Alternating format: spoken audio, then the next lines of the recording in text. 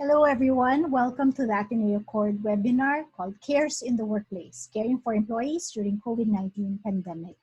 My name is Gina Hechanova and with me is Feliz Carinalgo and Tony Mactal. So we know how all of what's happening today is causing a lot of stress and adjustments for both employers, employees. And first, we want to say that whatever stress and anxiety people are feeling is actually normal given the abnormal situation. But the question is there anything we can do? So we believe that there are some things that we can do to help our employees. And I will turn it over to Tony, who will explain what mental health processes we can take. All right. So thank you, Ma'am Gina. Okay, so Ateneo Cord came up with the CARES protocol, no? What is this, no? It's actually a first aid protocol for mental health na pwedeng gamitin, no, ng kahit na sino sa workplace. Hindi ka kailangang trained psychologist or therapist, no? But if you take a look at the acronym, no, it will be a good guide for you to start the conversation with your colleagues, no? So CARES stands for check for imminent danger, actively listen without judgment, reassure and inform, encourage to seek professional help, and for the S, it's support self-help strategies. No? So let's start with C, which is check for imminent danger. No, ano ibig sabihin nito? No? Given the current setup, what line managers or supervisors can do really is to connect with their subordinates and their employees. How do you do that? No? Simpleng kamustahan lang yan.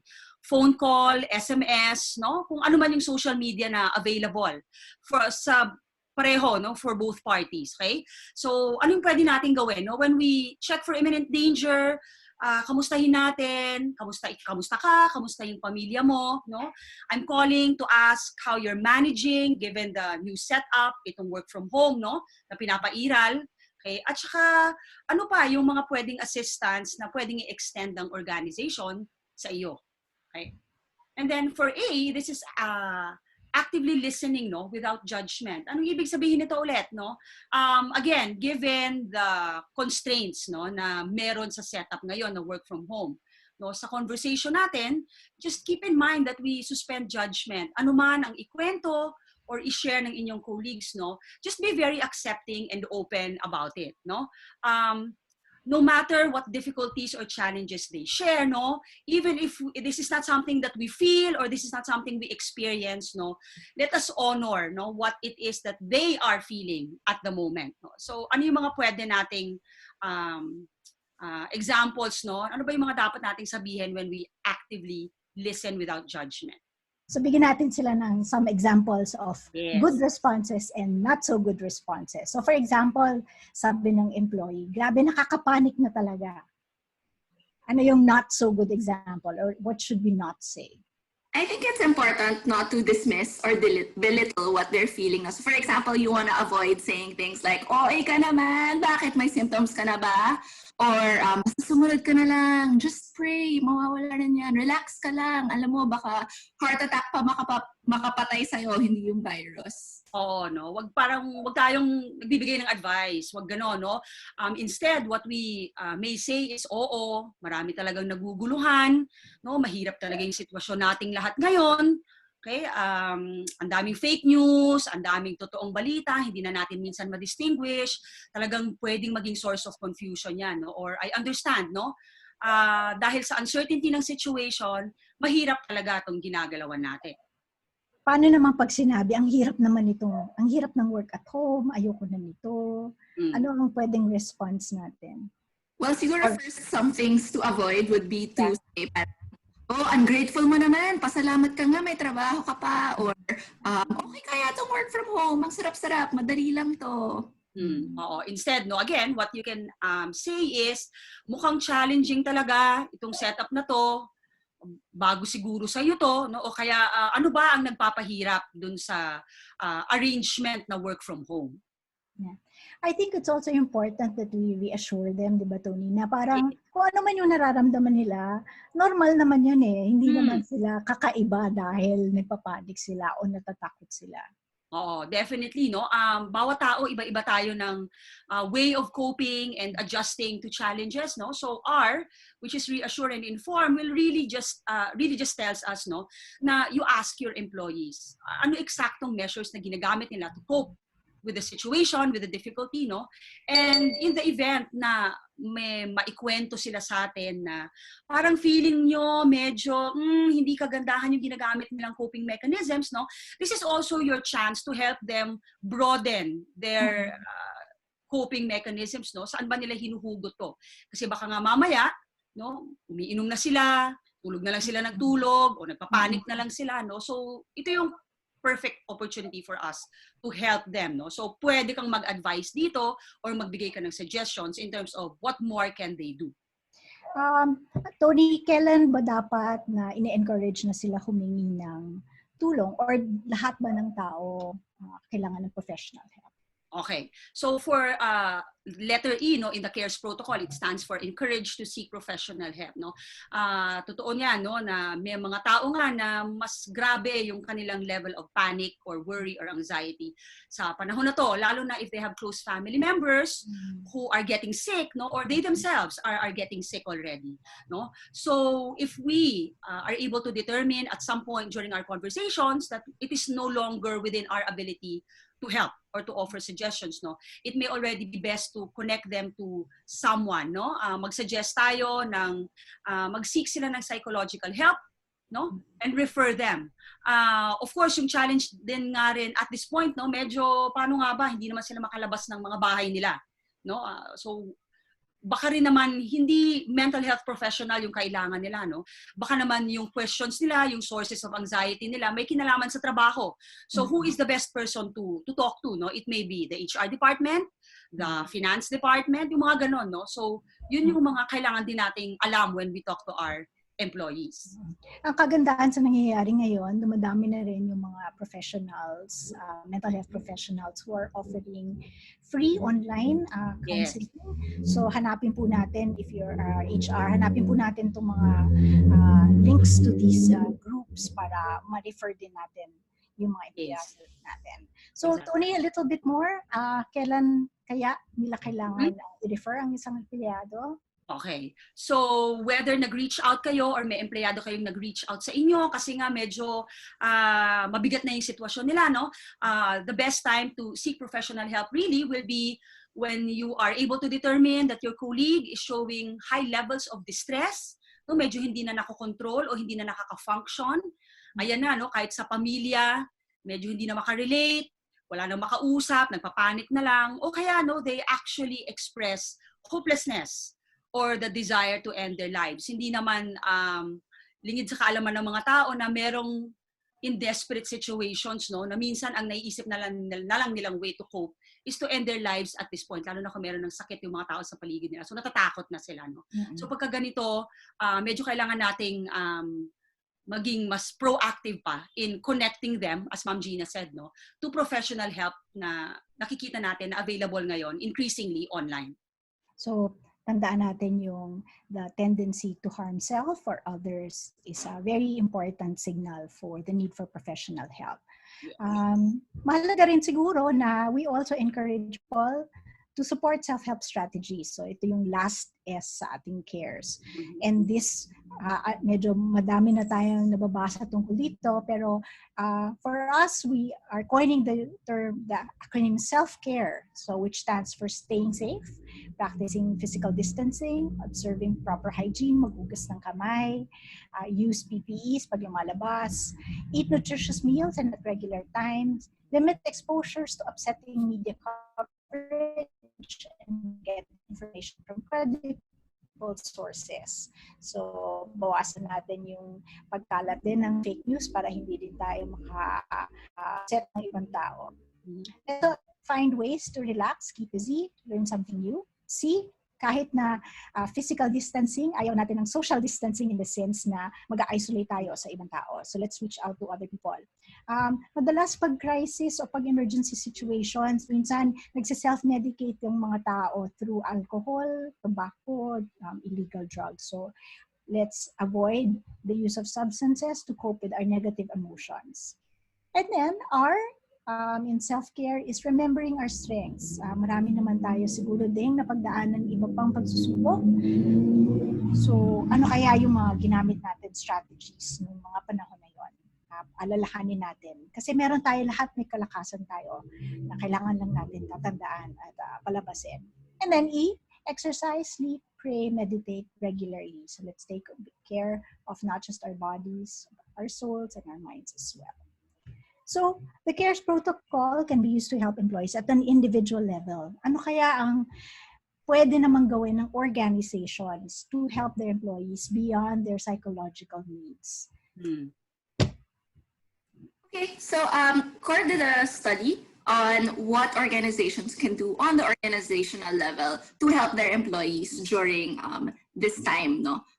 And we came up with an acronym, PROTECT, to summarize these different initiatives or ways that employees can assist, how employers can assist their employees, no? So PROTECT stands for provide financial assistance, review plans and adjust accordingly, offer relevant assistance, train using alternative platforms, engage employees, communicate, and think beyond your organization. So let's go through that one by one.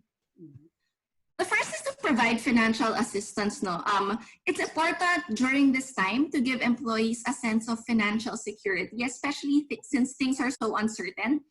You want them to be able to have their basic needs and also to provide for their families. No? So examples of initiatives that some organizations shared with us would be the regular and continued disbursement of salaries, no? Early disbursement of bonuses, for example, 13th month pay, additional hazard pay, especially for those that have to report to work, yung mga frontliners, yung mga kailangan pumasok talaga. Salary advances or loan deferments, and siguro for those, especially the daily wage earners that may not necessarily be regular employees of the company, no? We heard of some initiatives wherein people in the company pooled amongst themselves resources to support these workers. And then, if I may add also, no, isa rin sa mga questions in the minds of or some organizations, no, especially the mga startup o yung mga small, no, small pa yung size nila, no, parang paano yan kung hindi namin kaya mag-provide ng financial assistance, no? Ano bang pwede pang gawin, no? So, one good thing to do also is for employees themselves to be very proactive in terms of finding out ano ba yung mga government services na pwede nilang i-avail, no? So, ngayon may naririnig tayo na financial aid that may come from the government. So, ano yung kailangan nating gawin, no? Para maging, ano tayo, ano tawag dito? Para maging beneficiary tayo dyan. Para maging, ano tayo, yung avail natin yung avail natin yan, tama. So alamin din natin, wag din yung nag-iintay lang tayo from our organization to do something. So let's also help ourselves by being proactive, no. Ito yung magandang time na sa halip lang din na ginagamit ang mga social media sa panunood or yung mga gamitin natin mag-research para alam din natin paano natin tutulungan ang mga sarili natin. Find out what's available. Nakakatuwa nga, di ba? Meron pang companies na some of the employees agree to take a pay cut. Yes. Para lang hindi mawala ng trabaho yung ibang tao. Sige. R naman, Feliz. Okay, so R stands for review plans and adjust accordingly. So it's important to revisit previous plans or goals of the organization that were set before the pandemic and then adjust them given the situation. So alam naman natin that because of the lack of operations or because employees are undergoing mental stress from this pandemic, that it will impact their performance as employees. So given this, it's important that, for example, organizations adjust deadlines, adjust quotas to be more realistic with what is possible. No? And I think another part of this is having a dedicated team to regularly monitor what's going on in the country, so that when you plan for the organization's next steps, for example, pagtapos na yung quarantine, babalik na tayo sa trabaho, diba? Ano yung mga pwede nating gawin, right? For example, you might plan for debriefing sessions for your employees. Pero yun nga, kailangan we're flexible pa rin on this kasi hindi natin alam how the situation will unfold. Sorry. Okay. And then O, Felice? O is to offer relevant assistance. No, some of our employees will be working from home. Some might be required to be in the front line because they provide basic services. So kailangan we take into consideration the context of the employee and provide support or resources that are relevant for their situation, for their working situation. For example, this might mean providing employees supplies to help them combat the virus, diba? Alcohol, masks, vitamins. For frontliners especially, or your skeletal workforce that's required to go to work. Some companies, for example, give transportation, lalo na walang public transportation ngayon. Meals while they're there. Some even provide sleeping quarters to lessen the need to travel. And then for those working from home, kailangan rin nila ng support, diba? An example of this would be internet allowance. And yun nga, help with the different platforms or business tools that they can use from their work from home. Kwento ko lang, meron din akong alam na kumpanya na, bale, kasi kung alam nila yung situation ng employee, halimbawa alam nila na may sakit siya, tapos mag-isa lang siya sa bahay, parang hinahanapan din nila ng paraan para mabigyan ng pagkain or mahatiran ng medicine. So, importante na alam natin kung ano yung kalagayan ng bawat empleyado. Exactly, no? So itong na to hina-highlight din niya. Yan nga yung paano kung hindi financial assistance ang kayang ibigay, no? Merong ibang way. Kasi sabi nga nila ngayon, ano, kahit minsan may pera ka pero wala ka namang mabili, no? Medyo mahirap to access. So it's not always money that will, or financial aid that will spell the difference, no? So ito yung ano yung kailangan nila at this point, baka mas diyan pa nila mararamdaman yung tulong. Okay, alam naman natin na parang lahat tayo naninibago sa work from home and telework. Many of the companies, hindi ito yung norm nila. So ano yung mga pwedeng gawin given this, Felice? So I think, tama ka Ma'am Gina, no? This pandemic has caused a lot of change for people. And I think training can help facilitate their adjustment to the situation. No? And one clear way is to provide resources that can help them learn the different platforms, learn the different resources that they can use so that they can set up their work from home setup. No? Beyond training and technology, for example, you can also do specific training on mental health. Especially since we know that this is a very stressful situation for a lot of people. Simple things like breathing exercises or stress management can really help employees cope. Yeah. Ano naman yung E? E is engage employees. And I think dito papasok yung cares na napag-usapan natin kanina, diba? Kamustahan, for example, really continuously engaging with your employees and staying connected with them, no, despite the social distance requirements. This can be done through regular kamustahan, asking your employees how are they doing physically, are they well, mentally, not just them, how are their families doing.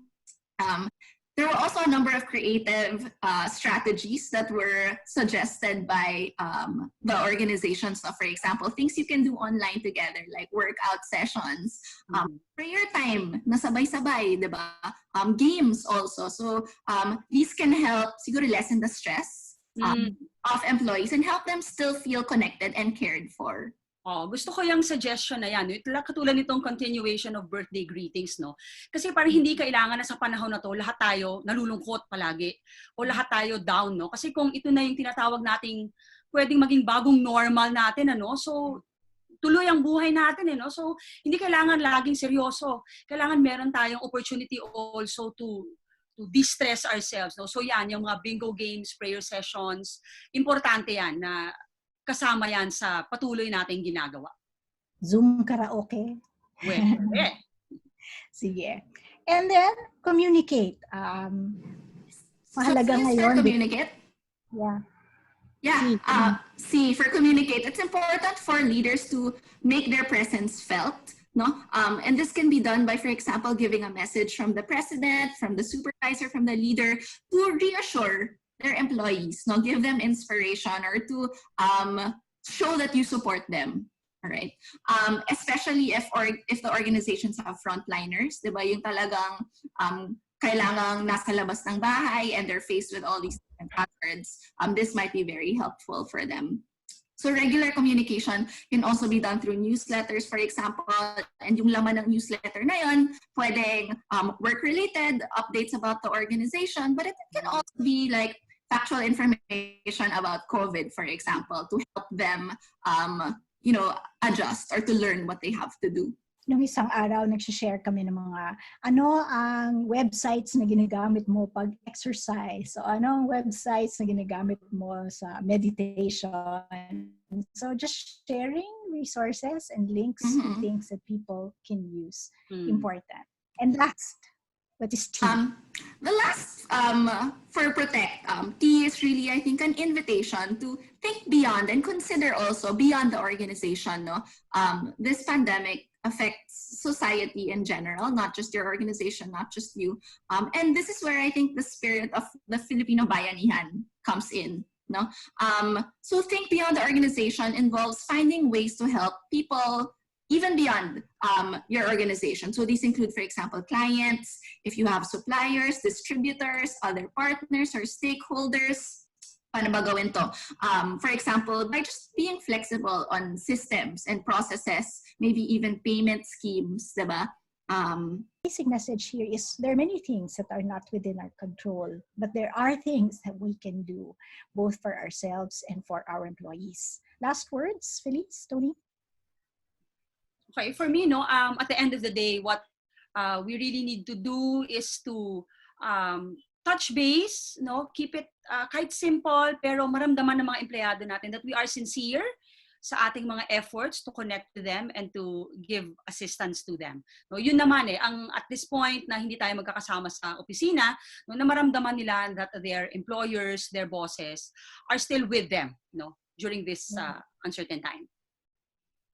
Felice, any last? Ako siguro, just a reminder to be kind to yourselves and to other people. This is a very difficult situation for everyone. No? So I think a lot of kindness, a lot of parang love or kamustahan nga, as we said a while ago, will go a long way. And siguro ako, just to end this, especially for our leaders, for managers, just as we care for employees, it's also to practice our own self-care, because it's important that we are able to model also to others what it means to care for ourselves given very unusual circumstances. So kahit paano, we hope that na meron kaming naiambag na bago at makatulong sa nagiging problema natin ngayong mga linggo. Hindi natin alam kung hanggang kailan pa ito, pero at least habang tayo ay naka-quarantine, sana ay matulungan natin ang ating mga empleyado, matulungan natin silang tulungan ang sarili nila at ma-protect natin sila sa kung anumang maaaring mangyari sa kanila. So in behalf of Ateneo Cord, this is Gina Echanova, and with Felice Caringalgo and Tony Mactal saying thank you for joining us. Thank you. Thank you very much. Stay safe.